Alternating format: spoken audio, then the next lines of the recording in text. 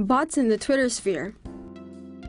News of Russian-linked Twitter bots retweeting Trump during the 2016 election called into question just how much of social media is being manipulated by non-human actors.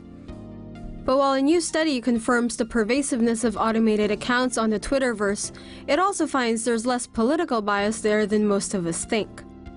Bots are applications that execute automated tasks. This can refer to applications like Alexa or Siri, or programs with more malicious intentions like viruses. On Twitter, bots are software-controlled accounts capable of tweeting or retweeting without direct human input. A recent Pew Research Center study that analyzed 1.2 million tweeted links found that only 1/3 were sent by humans. The rest were posted by suspected bots. The study found that 66% of tweeted links to sites covering news were shared by bots, compared to 90% for adult sites, 76% for sports, and 73% for commercial products. Interestingly, the bots' link-sharing behavior wasn't slanted toward the specific political stance.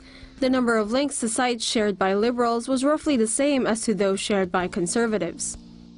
It's worth noting that the researchers didn't assess the accuracy of material being shared or distinguish between good and bad bots, which means it's still unclear how useful or problematic Twitter bots actually are. Go ahead and tweet that. Southwest boots family off plane over father's tweet. We all know airline boarding agents are on the lookout for dangerous things like bombs, knives, and knitting needles. But would you believe you could get kicked off a plane for a tweet? Duff Watson sure can, because it happened to him while boarding a Southwest Airlines flight on Sunday. He asked a boarding agent if his 2 children, ages 6 and 9, could board with him as priority A-list members. She declined the request, prompting Watson to write a tweet calling out the Southwest employee by name. However, after the Watsons finally boarded the plane bound for Minneapolis from Denver, they were asked to leave because the agent felt her safety was threatened. What, by the tweet? Seriously? Watson's 6-year-old daughter, Lucy, started to cry, fearing her dad was going to the slammer. The family deboarded the plane and were not allowed back on until Watson deleted the tweet. Southwest Airlines did write a letter to Watson apologizing for the troubles and offering him 3 $50 vouchers. But Watson says he won't be flying Southwest again. I am Jack's failing free speech platform.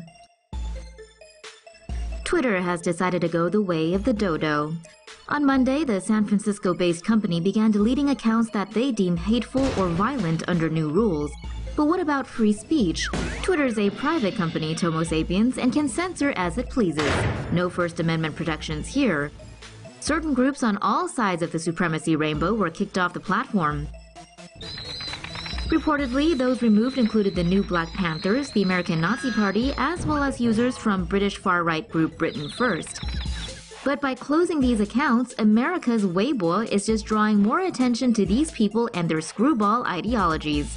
Elsewhere, Gab-I, a self-described pro-free speech platform like Twitter, is reportedly gulping up ex-Twitterers and new users from the left, right, and center. I am Jack's non-existent edit button. You know the old saying, if it ain't broke, don't fix it? Try telling that to Twitter.